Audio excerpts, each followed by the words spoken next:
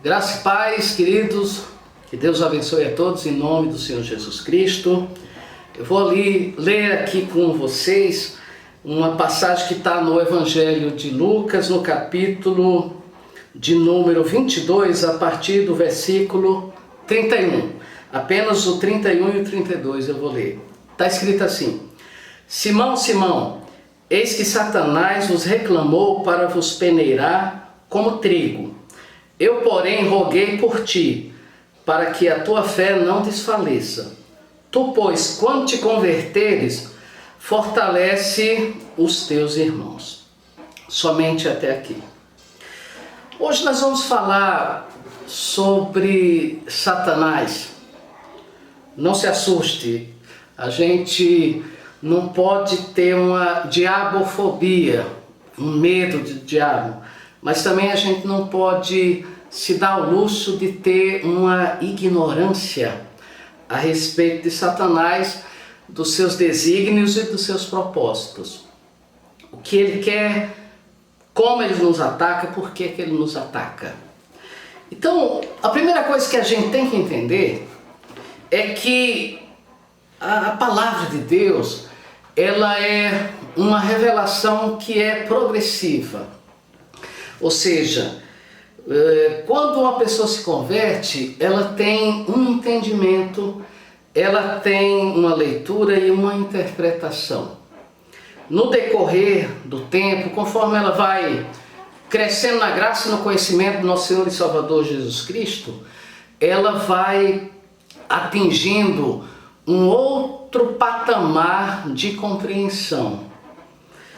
Isso acontece não apenas no nosso nível individual, no nosso nível pessoal. Isso aconteceu na linha do tempo. Por exemplo, você pega as pessoas no Antigo Testamento, elas tinham uma compreensão, um entendimento que eu posso dizer que em muitos casos está muito atrasado com relação ao entendimento que nós possuímos hoje. Por exemplo, no Antigo Testamento, as pessoas não conheciam Satanás. Se você ler o Antigo Testamento, você vai ver, se eu não estou enganado, umas 3 menções de Satanás você vai ler ali. Apenas. É porque o diabo não existia? Claro que o diabo existia. Claro que desde o Éden, a antiga serpente é o diabo, é Satanás. Porém, as pessoas elas não estavam conscientes da atuação dele, né? Veja, por exemplo, no livro de Jó, Jó pensa que o bem e o mal, ambos provêm de Deus. Não passa pela cabeça de Jó que o mal possa estar vindo de Satanás contra a vida dele. Ele atribui tudo que está acontecendo de ruim ali na vida dele, ele atribui a Deus. Ele diz assim, olha, o Senhor o deu e o Senhor também o tomou. Veja que ele não tem o entendimento que nós temos hoje. Qual o entendimento que nós temos hoje? Que toda boa dádiva, ela descende do Pai das luzes. Ou seja, tudo que é bom tem uma fonte, que é Deus. E tudo que é mal tem que ter uma fonte também, que no caso vem do diabo. Para nós hoje isso é uma coisa muito óbvia, mas como eu disse, para os antigos isso não era tão simples assim de entender não. Veja que, falando do livro de Jó, puxando esse gancho, nós vemos que Satanás ele sempre esteve nos rodeando, sempre esteve nos rondando. Nós, a criação de Deus. Então Deus pergunta, de onde você vem, Satanás? Ele disse, olha, eu venho de rodear a terra e passear por ela. Como diz o Jó, eu estava dando um rolê na terra. Fazendo o quê? Observando, aprendendo o que o ser humano gosta, do que ele não gosta, o que realmente atrai o ser humano, aprendendo como eu posso fazer para conseguir êxito na minha tarefa de derrubar esse ser humano e de afastá-lo da comunhão com o Criador? Então Satanás, ele sempre esteve aqui no nosso meio, porém ele não deu as caras, assim, vamos dizer, e nem a própria palavra de Deus o revela no Antigo Testamento. Isso só vai ter essa plena revelação dele apenas no Novo Testamento. Apenas quando Jesus se manifesta é que ele realmente vai nos trazer uma revelação bem mais completa do nosso inimigo. Veja, queridos, que nós estamos numa época em que Satanás ele está mais atuante do que nunca. Nós vemos, como eu disse lá em Jó, Satanás passeando pela terra, rodeando a terra. Nós vemos lá na primeira epístola do apóstolo São Pedro, no capítulo 5, se não me engano, verso 8, diz assim que nós devemos ser sóbrios e vigilantes, porque o diabo, o vosso adversário, ele está rugindo como um leão, procurando alguém que ele possa tragar. Ele está rugindo ao nosso derredor, não está passeando mais. Por que ele está rugindo? Por que ele está tão raivoso assim? Porque ele sabe que lhe resta pouco tempo. Ele sabe que o período de atuação dele já está se esgotando. Por isso que ele está muito furioso com a criação de Deus, conosco. Agora, contraditoriamente, a época em que as pessoas deveriam estar mais sóbrias e mais vigilantes é a época em que a igreja está mais adormecida. Esses tempos do fim, eles estão sendo caracterizados por uma letargia. O que é isso, pastor? Uma dormência da igreja. Enquanto Satanás atua mais ativamente, a igreja ela passa por um verdadeiro esfriamento, que Jesus já tinha profetizado. Jesus disse, olha, nos últimos tempos, perto da minha segunda vinda, o amor de quase todos se esfriará. Então eu acho até uma coisa engraçada, se não fosse trágica, quando a gente vê pessoas aí pregando, dizendo que vai ter um grande avivamento no Brasil, um grande avivamento no mundo, que é uma coisa que vai diametralmente contra aquilo que a Bíblia está ensinando. A Bíblia está ensinando que o amor de quase todos se esfriará. Ela não está falando de nenhum mega avivamento, como a gente vê algumas pessoas aí anunciando.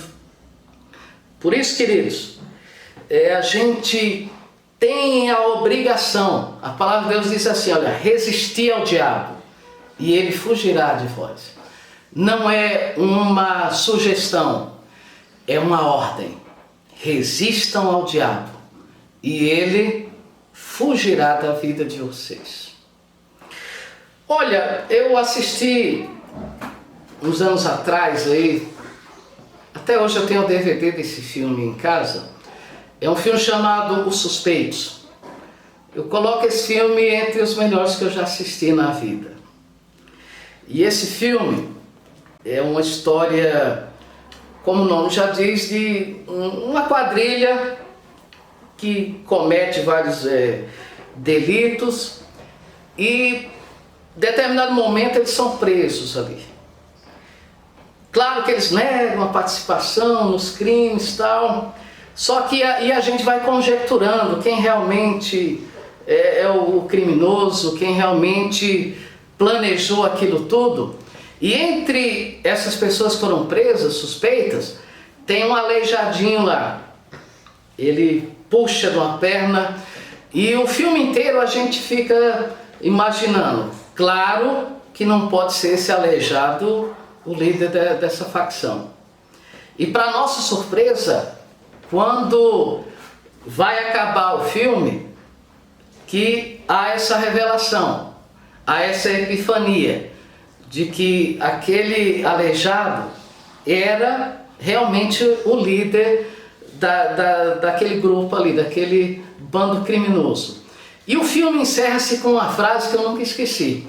O filme encerra-se assim: o maior truque que o diabo fez até hoje foi convencer a humanidade de que ele não existe.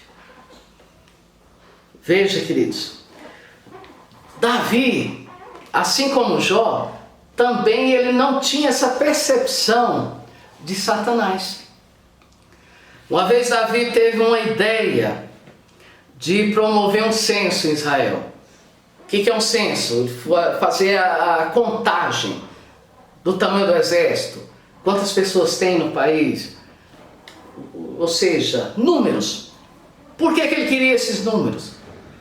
Talvez, creio eu, por isso que Deus condenou essa iniciativa de Davi, esse censo nada mais foi para Davi do que uma oportunidade dele se ensoberbecer, dele ver o tamanho do reinado dele, para ele saber as reais dimensões de Israel sob o seu reinado.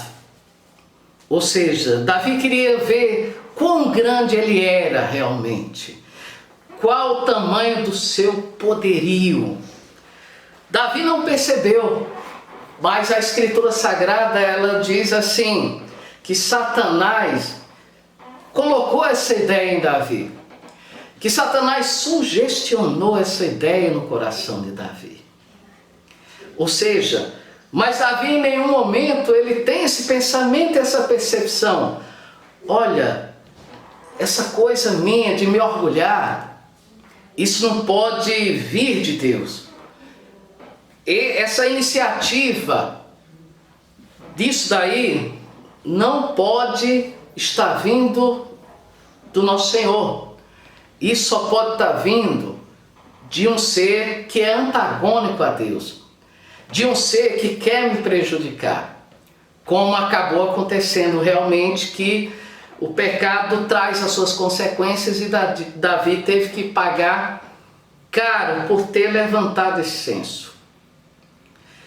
Nós precisamos, queridos, não precisa você viver apavorado com medo do diabo, como muitos crentes por aí o são. Não, isso é nocivo, isso não é bacana. Agora, a gente precisa ter a consciência da existência do diabo e precisamos ter a consciência de como ele trabalha. Se você for também no Novo Testamento, você vai lá no livro de Atos, você vê a história de Ananias e Safira. Ananias e Safira estavam ali no começo da igreja primitiva, um movimento realmente do Espírito Santo, creio eu, como nunca se viu na história da igreja.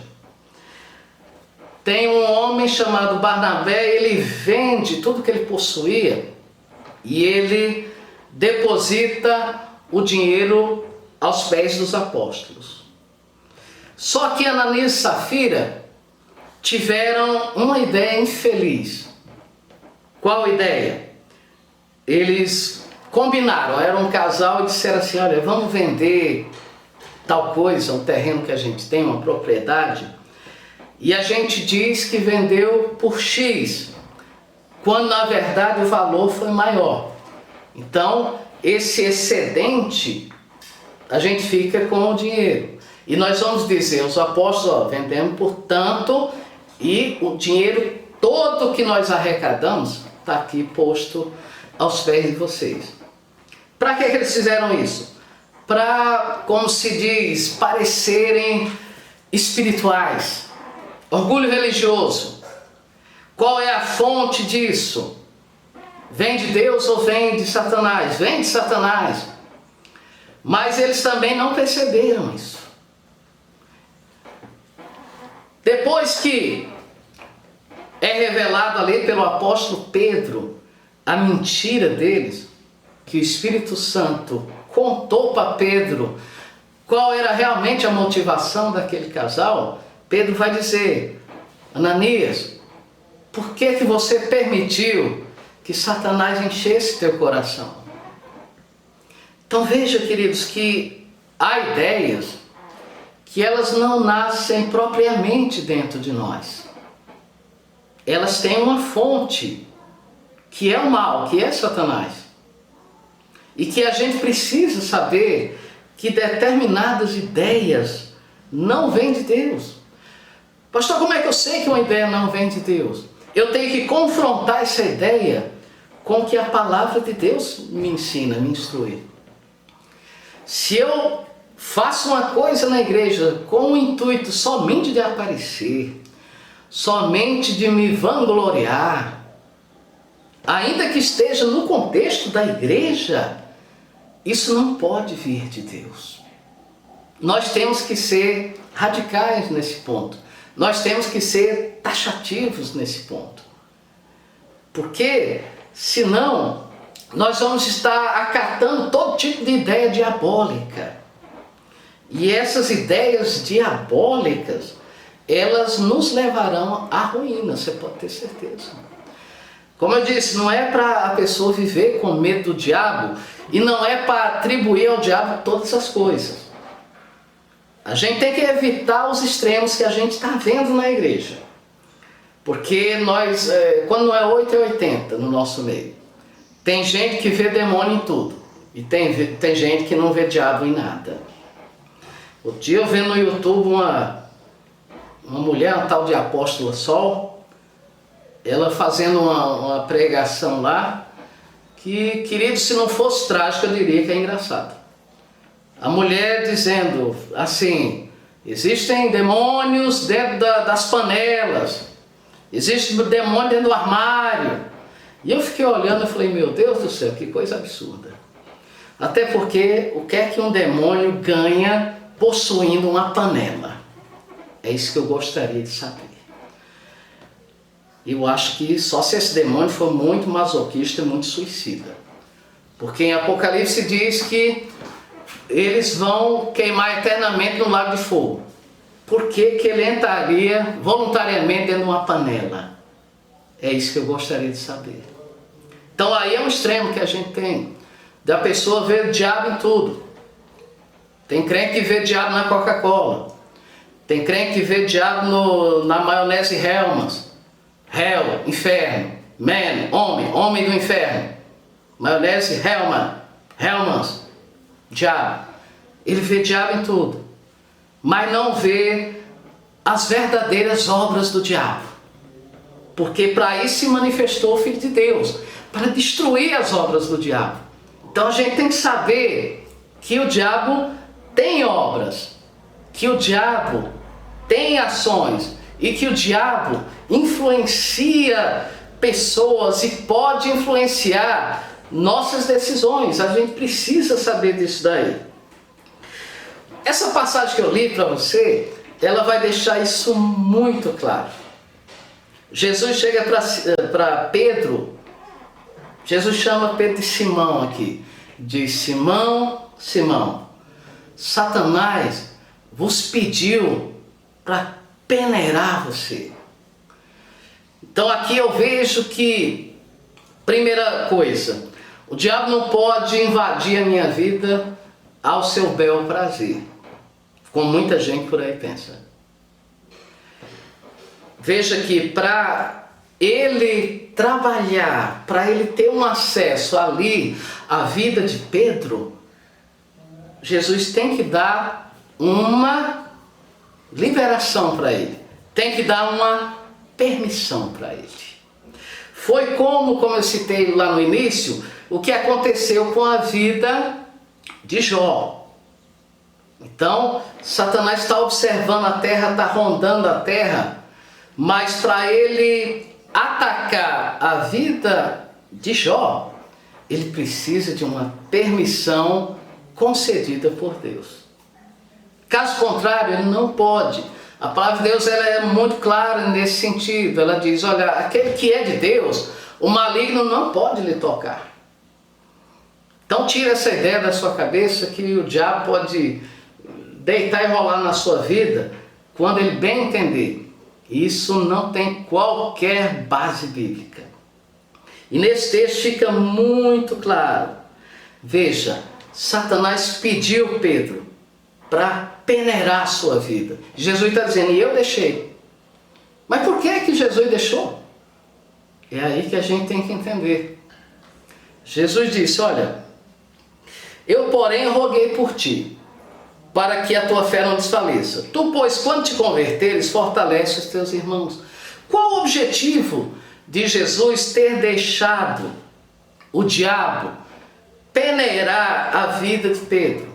O objetivo é simplesmente a conversão de Pedro. Pastor, eu não entendo. Pedro não era convertido? A gente precisa entender bem o que significa convertido. Veja, antes desse texto, nós já tínhamos ouvido que o nome de Pedro estava arrolado nos céus. Ele tinha sido salvo já, assim como os outros, com exceção de Judas Iscariotes. Isso nós vemos lá quando Jesus manda os 70. E os 70 retornam, possuídos de alegria, eles dizem, Senhor, os próprios demônios se nos submetem.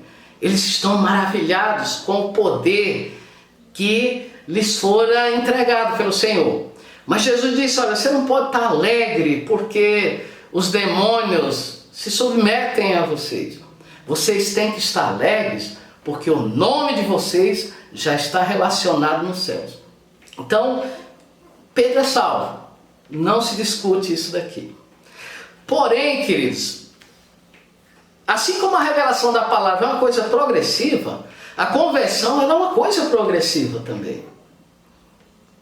Você passa da morte para a vida, sim, quando você se converte. O seu nome é colocado no livro da vida, sim. Isso fora de questionamento. Mas você há de concordar comigo que assim que você se converte, você não tem o entendimento que você tem hoje e você comete muitos erros, os quais hoje você já não cometeria. O que é conversão? Conversão é uma mudança de direção, é uma mudança de mentalidade, é uma mudança de coração.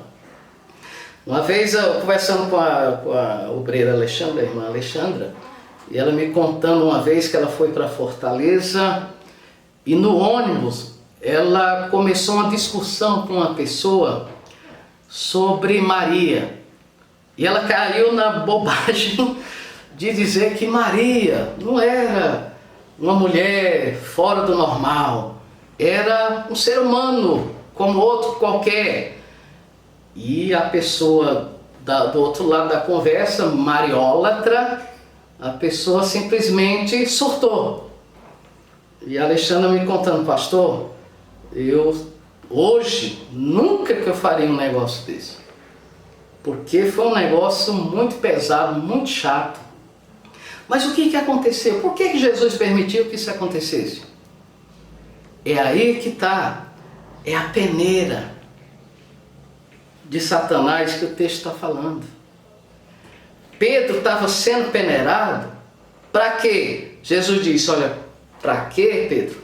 Porque quando você se converter, você vai ter que confirmar os seus irmãos. O objetivo de Jesus em permitir que essas coisas nos sobrevenham, nunca é uma coisa gratuita. Não é uma coisa para nos fazer sofrer, pura e simplesmente, não.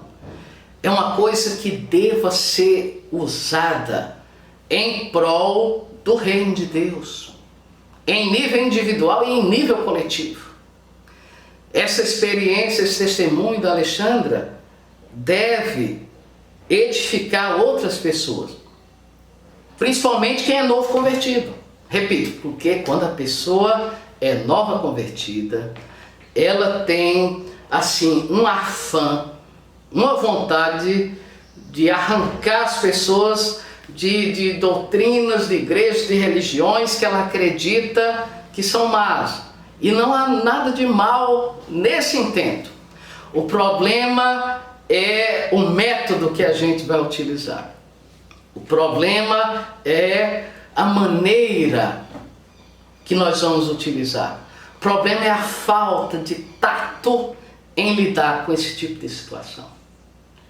Que em vez de trazer benefícios para o reino de Deus, só causa dano, só causa prejuízo. Veja, queridos, Jesus disse assim: Pedro, Simão, eu, porém, roguei por ti para que a tua fé não desfaleça.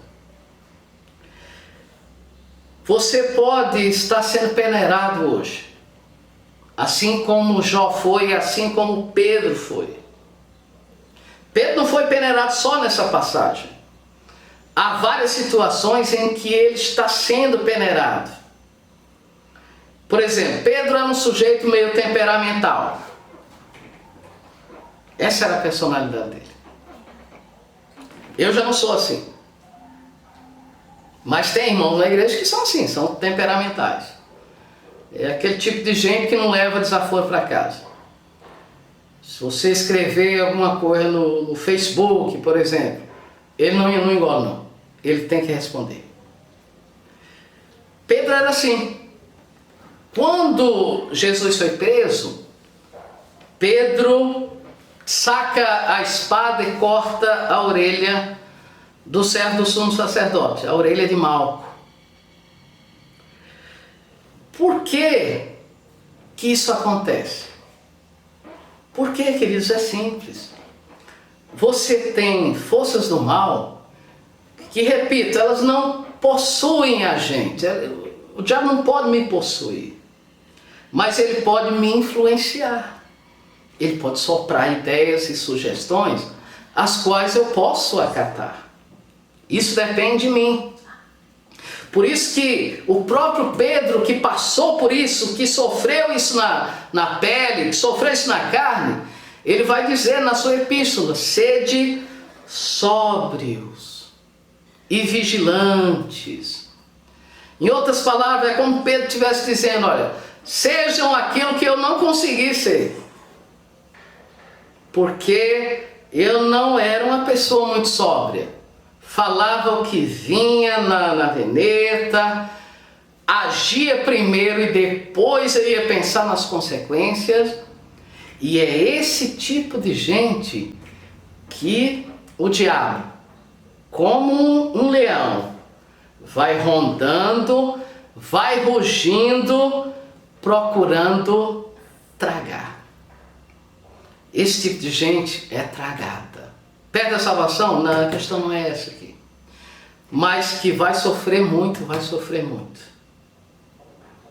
Como eu citei, o caso da Alexandra, ela disse: olha, foi um sofrimento. E eu lidar com o pós daquele ocorrido. Mas a palavra de Deus diz assim, o salmista falou: olha, foi bom eu ter sofrido para eu aprender. E o objetivo dessa peneira que Jesus deixa Satanás peneirar na nossa vida é justamente uma conversão mais integral. É uma conversão realmente mais satisfatória. Agora, é claro, sede sóbrios e vigilantes. Se você, se eu, se nós não formos o tempo todo sóbrios e vigilantes, nós vamos estar caindo nas armadilhas do diabo constantemente. Vigiai e orai, para que não entreis em tentação. Veja que o verbo vigiar vem antes do verbo orar. Não adianta a pessoa querer ser muito espiritual se ela não vigiar primeiro. Se ela não vigiar primeiro, ela vai se meter em situações embaraçosas que lhe trarão muito sofrimento. É isso, queridos, que a gente precisa saber. O diabo anda em nosso derredor. Isso desde o Antigo Testamento, hoje, e enquanto a gente estiver aqui na terra, isso vai acontecer. Porém, nós temos o poder de lhe resistir. Resistir ao diabo e ele fugirá de vós. O diabo precisa ser resistido. Jesus resistiu ao diabo como? Usando a espada do Espírito, que é a palavra de Deus. Como é que eu resisto ao diabo? Com a palavra. Quando eu estiver achando que sou alguma coisa, sendo que eu não sou nada, eu tenho que me lembrar da palavra de Deus. Eu tenho que me lembrar que Jesus abriu mão da sua glória e veio viver 33 anos e meio como um pobre carpinteiro. Eu tenho que me lembrar da palavra de Deus que diz assim, olha, o orgulho precede a queda. Quem está muito orgulhoso hoje, amanhã vai estar caído. Eu tenho que me lembrar da palavra de Deus que diz assim, olha, Deus resiste aos soberbos, mas Ele dá graça àqueles que são humildes. Eu tenho que trazer à memória aquilo que pode me dar esperança, como Jeremias falou. Jesus disse, olha, o Espírito Santo vai ensinar vocês todas as coisas. O Espírito Santo é que vai ensinar e vai fazer a gente lembrar tudo aquilo que Jesus ensinou. Mas eu tenho que resistir. O problema de muita gente é que não resiste. O problema de muita gente é que acha que a resistência é uma coisa que não custa nada. Não, queridos, o nome já está dizendo, é resistência. Resistência você tem que fazer força. Resistência você tem que sacrificar. O reino de Deus é tomado por esforço. Tem que resistir ao diabo, sim.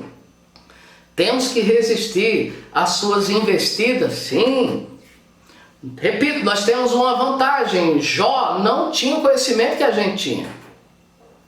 Ele atribuía a Deus o mal.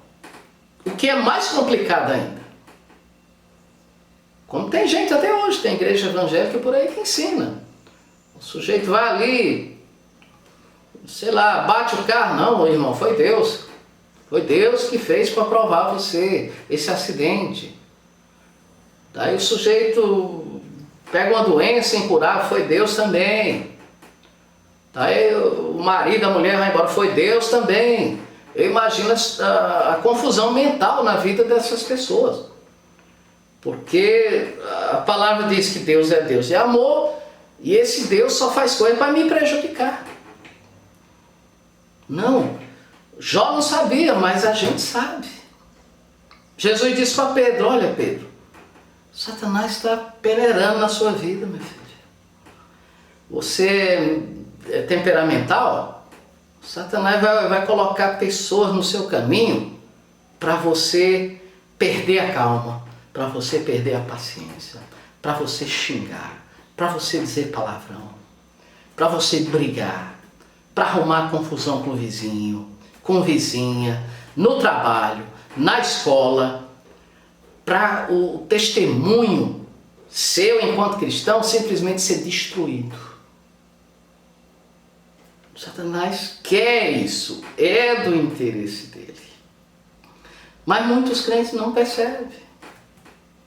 Porque não veem nada de mal. É o meu jeito, eu sou assim. Não, não é assim. Conversão é mudança de vida. Tem gente, há pessoas e há pessoas, há casos e há casos. Tem gente, por exemplo, se o sujeito se converte hoje, ele já deixa uma pancada de pecados hoje. Tem gente que é assim mesmo. Porém, isso não é uma regra para todo mundo. Tem gente que se converte hoje e vai ficar anos lutando com certos pecados. E eu vou lhe dizer uma coisa, por favor, não se escandalize comigo, eu sei o que eu estou falando. Tem gente que vai se converter hoje e a vida inteira não vai conseguir deixar determinado pecado. Vai ser salvo? Vai. Pela graça. Salvação é pela graça, não é pelas obras. Mas a pessoa é fraca, ela não vai conseguir. Ela não está lutando? Tem gente que Deus é quem sonda, é quem conhece nosso coração. E Deus sabe que a pessoa está lutando, mas ela não está conseguindo. Agora, tem gente que não vence porque realmente não resiste. Tem gente que não vence porque realmente é frouxo. Tem gente que não vence porque realmente não quer pagar o preço. Veja que Pedro era muito valentão, mas quando Jesus foi preso, de novo ele vai ser colocado numa peneira. E ele vai ser colocado em situações muito dolorosas para que ele possa aprender. Situações permitidas por Deus. Por exemplo, ele está lá, seguindo Jesus de longe, porque ele está com medo de ser preso também. Daí chega ali uma mulher, você estava com Jesus de Nazaré? Não, eu não estava. Aí chega outra pessoa, peraí, eu acho que vi você com Jesus. Não, não era eu. Chega uma outra pessoa e Pedro já começa a espraguejar e a negar a Jesus. Veja, queridos, que ele vai sendo peneirado. E quando Jesus olha para ele enquanto era conduzido, a palavra de Deus diz que Pedro, saindo dali, chorou amargamente. Peneira. Na peneira passa uma coisa e outra fica. O que Deus quer é que o melhor de nós seja revelado. O que o diabo quer é que o pior de nós seja revelado. Na história de Jó, você tem a mulher de Jó, que a pior parte dela foi revelada na peneira. Quando ela viu a situação calamitosa que eles entraram ali, ela chegou para Jó com uma ideia que nasce no coração do diabo. É uma ideia demoníaca. Qual é a ideia? Amaldiçoa o teu Deus e morre desgraçado. Ou seja, mas nessa provação tão extrema, Jó diz, não, mas nós recebemos o bem de Deus, não receberíamos o mal. E em tudo Jó não maldisse a Deus com a sua boca. O que o diabo quer, queridos, é que a pessoa fale mal de Deus mesmo. O que o diabo quer é que a pessoa fique decepcionada com Deus. É que ela saia dizendo por aí, olha, eu acreditei, eu fui sincero, mas Deus não me correspondeu. O que o diabo quer é que eu saia por aí descendo a lenha em todo mundo, em todos os pastores, em todas as igrejas. O que o diabo quer verdadeiramente é que a minha fé desfaleça. Jesus está dizendo, olha, a tua fé, Pedro, não vai desfalecer porque eu vou rogar por ti. O diabo, como é a antítese de Jesus, é o contrário de Jesus, ele diz, pois eu quero que a sua fé desfaleça. Eu quero que a sua fé caia. Eu quero que a sua fé caia e não se levante mais nunca. Por isso que é preciso resistir ao diabo. Resistir aos maus pensamentos que vêm do diabo. A gente tem que parar de querer ser neutro demais.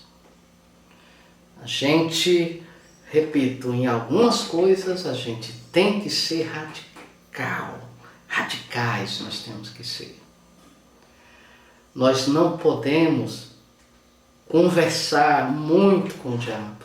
Nós não podemos ser como Eva.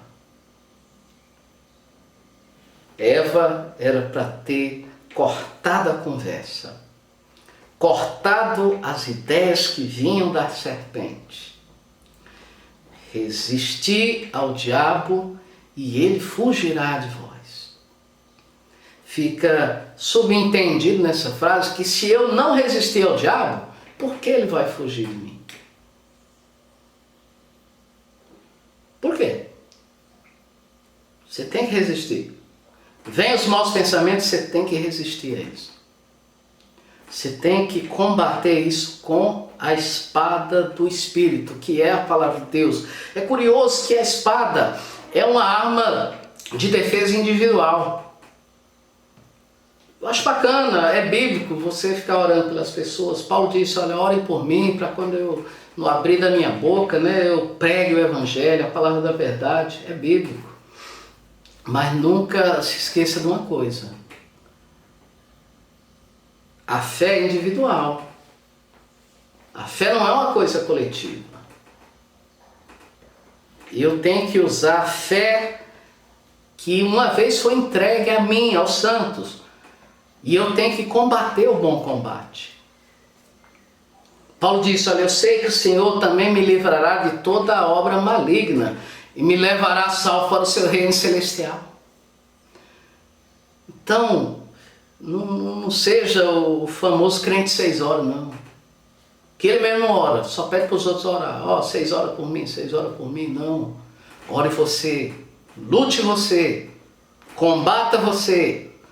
Paulo disse para Timóteo, olha, combate comigo, pois, ó Timóteo, como um bom soldado de Jesus Cristo. Eu vou combater e você vai combater. Eu não vou combater por você. Se você está sendo peneirado, se você está caindo, como Pedro, dando bola fora toda hora, mas nisso tudo tem um propósito maior, que é o quê? Que depois que a gente se converter de uma maneira apropriada realmente, a gente possa confirmar outros irmãos. Amém, queridos? Vamos orar. Pai, em nome de Jesus, obrigado pela revelação da Tua Palavra. Tua Palavra nos traz entendimento. Eu oro por cada pessoa que está me ouvindo, seja da nossa igreja, seja quem for, Pai. Senhor, desvenda os olhos do Teu povo. Venha nos dar espírito de sabedoria e de revelação no pleno conhecimento de nosso Senhor e Salvador Jesus Cristo. Nos faz enxergar, Pai, que maior é o que está em nós, Teu Espírito, a Tua presença, a Tua força, o Teu amor. É maior do que o que está ao nosso derredor, o leão que está rugindo, Satanás. Ele pode querer destruir a nossa vida, mas nós estamos debaixo das Tuas asas. Aquele que habita no esconderijo do Altíssimo, à sombra do Onipotente, descansará. Faça do Senhor seu refúgio e a sua fortaleza por todos os dias da sua vida. Ele é fiel. Ele é poderoso para nos livrar de toda a obra maligna e nos levar a salvo para o seu reino celestial. É isso que nós cremos, Pai. E é isso que nós acreditamos. Em nome do Pai, em nome do Filho e em nome do Espírito Santo. Amém e graças.